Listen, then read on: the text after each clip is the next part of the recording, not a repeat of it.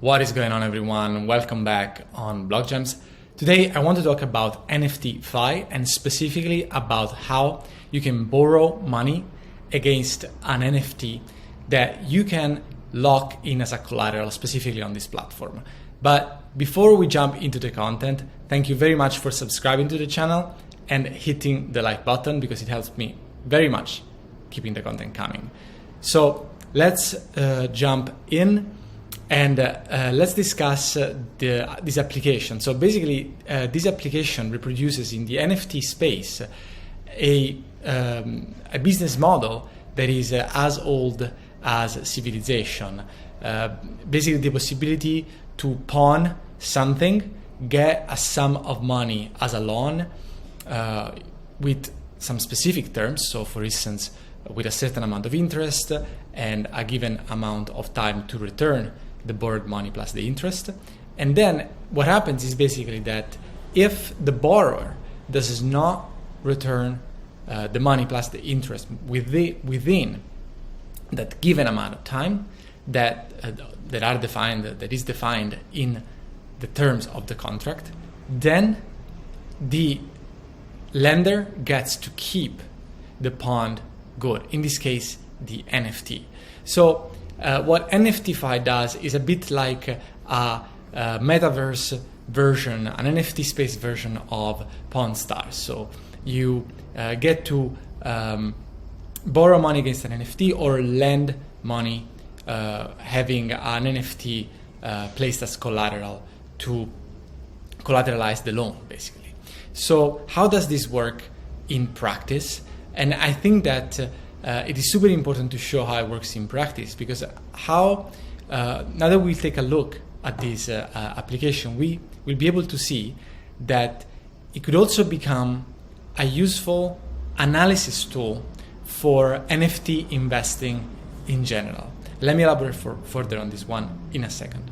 So this is one example that we have here of a borrower, or in this case actually a potential borrower, that said, all right, I would like to pawn this Bored Ape, and these are the desired terms.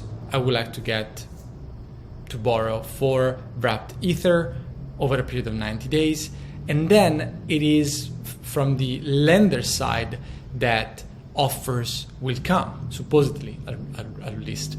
And what happened here is that an offer did arrive indeed, although the terms are quite different. So these are the terms of the potential lender, and you can see that the loan value is lower, that there is this type of APR. And what is the takeaway here? The takeaway is that if you are on the lending side, the most important thing that you want to understand, that you want to nail down, is how am I going to evaluate the collateral? At which price point do I value that specific NFT? So in this case, and the Bored Ape Yacht Club case is particularly interesting, you have an NFT that is quite liquid, that has a strong market, that is traded quite frequently. And so you might just head over to OpenSea and look at the offers that a certain the object in question has received, right?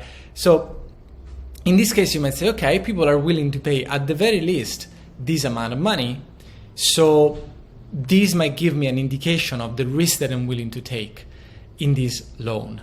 And why this is super important to understand, because let's remember that at any given time, the borrower might decide to not return the money and to give up on the NFT, and basically to give up on the idea of taking the NFT back.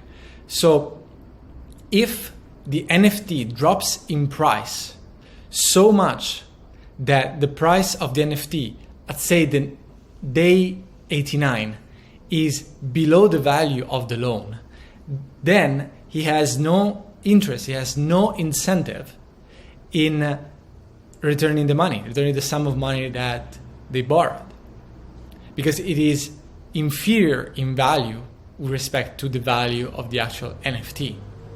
So this is super important to keep in mind because there are these incentives in place. And so two further considerations become more evident here. The first consideration is that liquidity is a topic, and it becomes a relevant topic now that these applications start to exist. Why?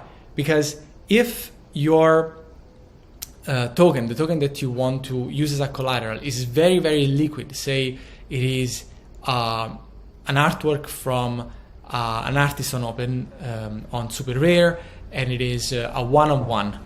And this artist has not produced so many artworks, although they've sold for a quite decent amount of money.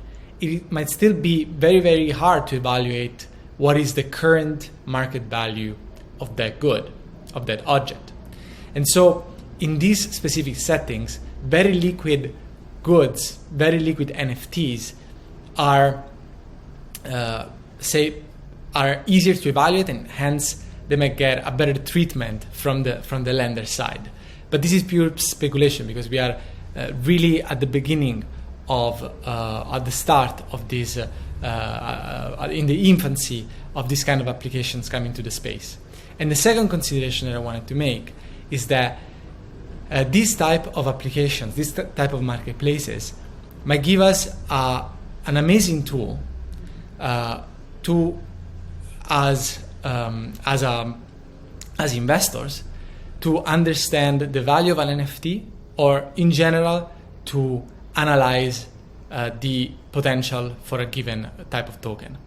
And let me explain why specifically. This is a case that I deemed particularly interesting. So here we have a couple of offers against this asset as a collateral. And what is intuitive is that more offers you receive with particularly good terms in terms of the amount of loan that the lender is giving to, the amount of money that the lender is giving to lend, the more you have confidence, the more the market has confidence that this asset will not drop in price.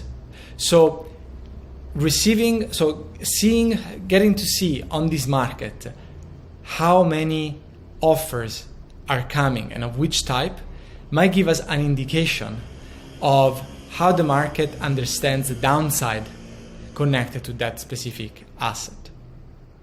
So again, if you see that nobody wants to lend against a given asset, that is not a great bullish sign, probably.